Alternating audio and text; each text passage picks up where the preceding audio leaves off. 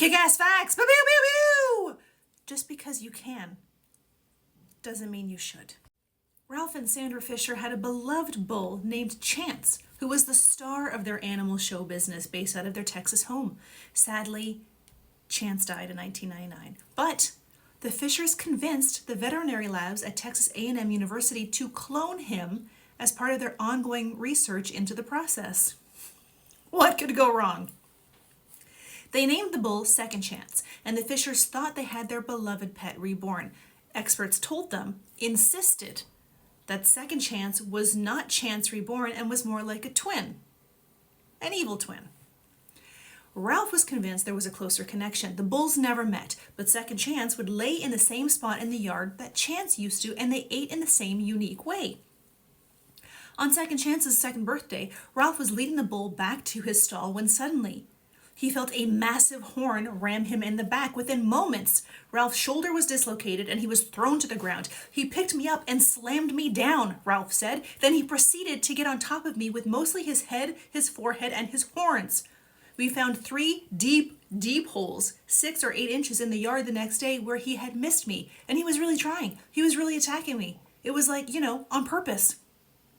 Despite the attack, Ralph still held out hope that Second Chance would grow into the gentle bull that Chance was.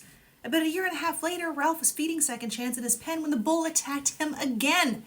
This time the bull tossed Ralph into the air where he landed on a fence, then toppled to the ground as Second Chance rammed him against the fence and into the ground again and again. Ralph was rushed to hospital with multiple injuries, including a hairline fracture to his spine and a torn scrotum.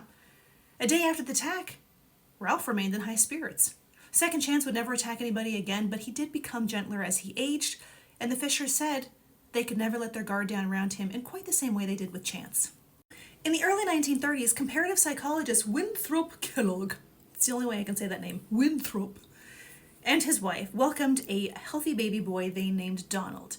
The psychologist had grown interested in stories of children who were raised feral.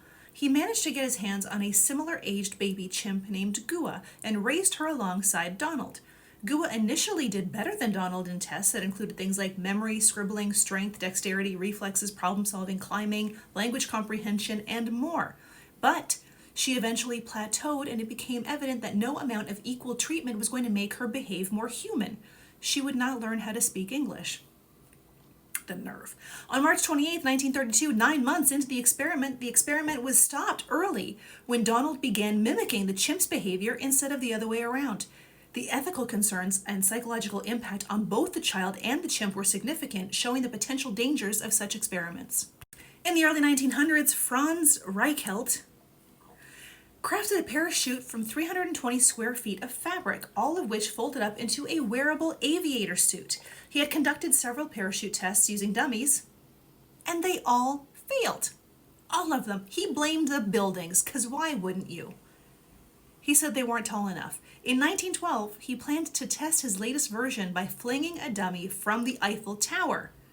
But when he arrived at the famous landmark, the inventor surprised the waiting crowd by strapping the parachute on himself and taking the leap. The parachute didn't open. He became a victim of his own invention. An autopsy, however, reportedly determined that he died of a heart attack on the way down. In 2014, McDonald's decided that they needed to offer more nutritious options for children, which led to the apple slices you get today? No. The yogurt you get? No. Bubblegum flavored broccoli. The flavor confused children rather than enticed them, and it failed to achieve its goal in making vegetables more appealing.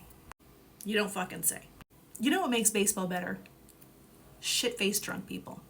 In 1974, Cleveland tinkered with a new promotion to increase attendance at games, giving fans the opportunity to purchase an unlimited amount of beer for 10 cents a cup.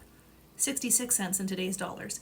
The game against the Texas Rangers was an eventful one. Memorable events include a woman running into the on-deck circle and flashing the umpire. I don't even know what that means. A naked fan running, the flashing part I get. On deck, I don't know.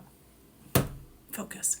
A naked fan running onto the field and sliding into second base, a father and son who ran into the outfield and mooned the bleacher section. Things took a violent turn when fans launched fireworks into the Rangers' dugout, and the whole thing eventually turned into an all-out riot.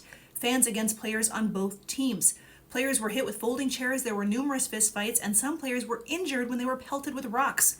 After that, they kept the 10-cent beer nights but limited the promotion to 2 drinks per person.